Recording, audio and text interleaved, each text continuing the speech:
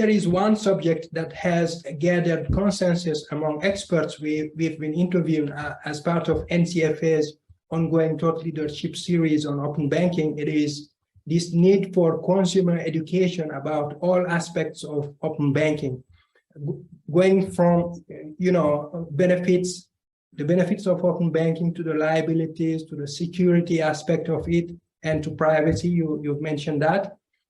What we are right now doing this interview is actually, a way to do education.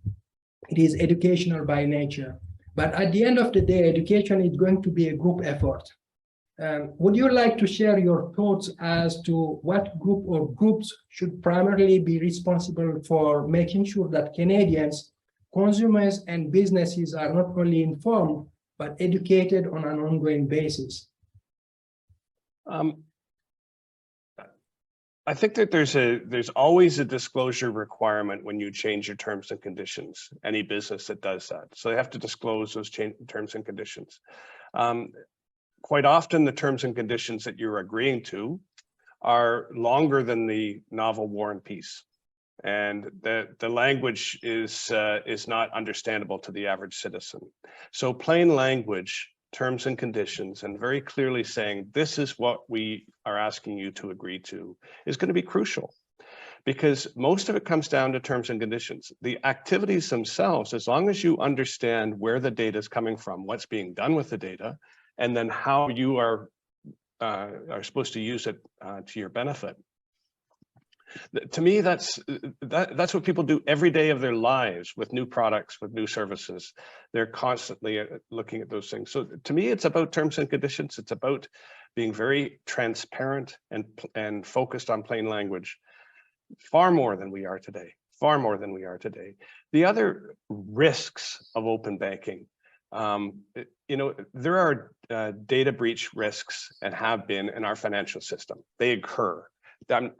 Nobody's saying the system today is perfect. The system in future will not be perfect. But if we do not continue to advance our technology base as an economy, especially as it relates to our financial system, at as fast a pace as possible to make sure that we have the most up-to-date, most resilient, most robust system, most competitive system, that introduces a whole new set of risks. And the risks are actually disproportionate. Marginalized people lose faster, more.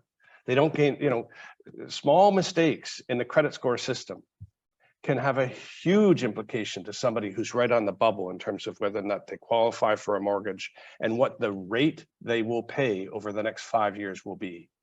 So the risks are there on every side. The risks are, I think, growing rapidly in maintaining the status quo, and the risks are diminishing rapidly as we move towards updating our systems and legislation. Right.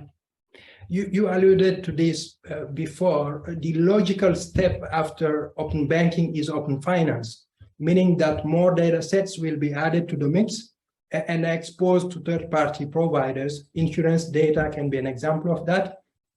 Today, countries like Australia, the UK, Brazil are very much on that path. Understandably, Canada's prudent and staged approach to implement open banking makes sense, but how soon would you like to see open finance becoming a priority in Canada? We have the added challenge in Canada of provincial regulators in many areas where we also have federal regulators.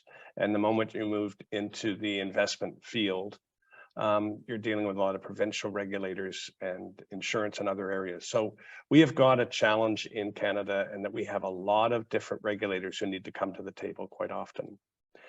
I'm worried about getting open banking moving, showing that it is only good for Canadians and that we can implement it without it being hugely burdensome or hugely disruptive.